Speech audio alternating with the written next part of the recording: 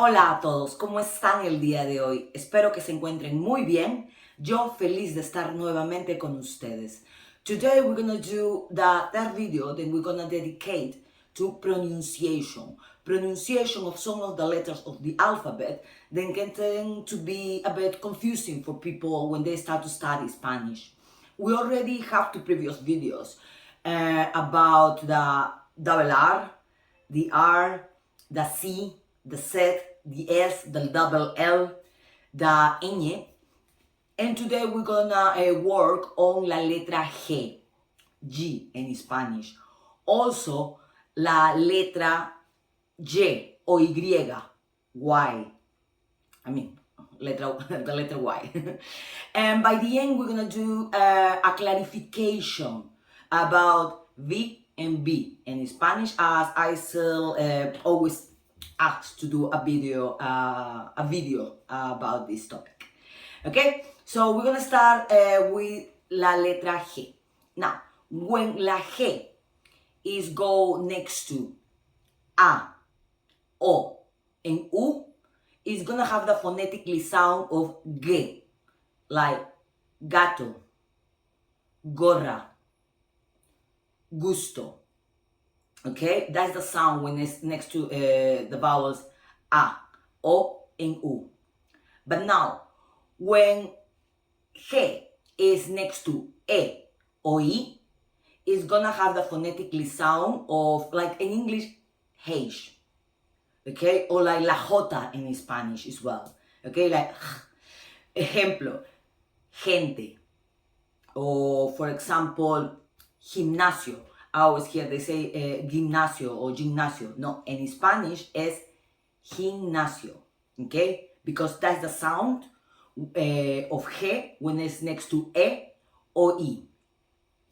Now, it's another one that people sometimes get very confused when they see U and E or U and I. Like the case of, for example, guitarra. Okay, in guitarra, you see that the U does not exist. And it's still like G, I.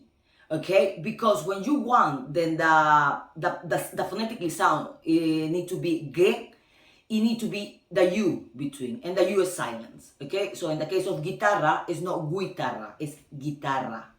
Okay, straight go to the I, and in that case, it's not gonna be guitarra, it's gonna be guitarra because of the U. The same in the case of, por ejemplo, hamburguesa. Okay, hamburguesa is no hamburguesa, it's hamburguesa. It goes straight to the E.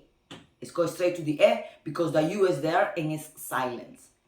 Now, I know that in some cases you still pronounce the U when it's these two letters together, like in the case of, for example, pinguino. Okay, it's not pinguino, it's pinguino, because, and you're gonna see if you see like the way they spell it, then the U, you have two dots. Okay, that two dots, it means that in that case the U is not silenced anymore next to the E or I, and you can pronounce it like pinguino or vergüenza. Okay, and vergüenza is, well, you don't say like vergüenza, you say vergüenza. You pronounce it because in those cases the U have a sound, and you're gonna see then is two dots on the U. Okay, now if we move to la Y or la Y in Spanish, okay, I keep saying la Y, that's how it used to be called, that's how it's still called in many countries. However, like the correct way at the moment, para la Real Academia de la Lengua Española, is Y. Okay, so the sound of Y in Spanish, it can be like the double L. Okay, por ejemplo, yogur. Okay, or like yogurt. I say it sounds more like in English, like yogur, or yo, or por ejemplo, leyes. So in those cases, like the Y, that's why it's called Y, it has the phonetically sound of double L, okay? Or yema, okay? You don't say yema. I know that in some dialects and in some countries it tends to happen. I don't say it's incorrect, it's fine. However, I just explaining you like by the rule how it's supposed to be. Okay, it's supposed to have the phonetically sound of the double L, J. Okay, now J also have the phonetically sound of E. E in Spanish, by the way. Okay, por ejemplo, hoy. You know, say, well, it's not another way to say hoy or I. Or, por ejemplo, to divide two words, like in the case of numbers, example, like 31. Okay? So you see in the middle, it have the in that case, it have the phonetically sound of E. Okay? So that is regarding the J in Spanish. Now, why I say that by the end, I'm gonna do a clarification about V and B, and why probably if you really notice if you are an English speaker and you notice when I speak, I tend to make a lot of mistakes unconsciously, I promise unconsciously, especially with like the V and the B. Why? Because in Spanish, those two letters have exactly the same sound. They have the same sound. Okay? So it's the same to say vamos or bueno. It sounds exactly the same. And now I know you're gonna say, no, Maria, it's not correct because I hear them, my friend, or when I'm here, I hear them people make the different. Yes, of course. But if you're gonna notice, it's happening a lot when people, like in my case, I'm here in the UK, or people in the US or an English-speaking country.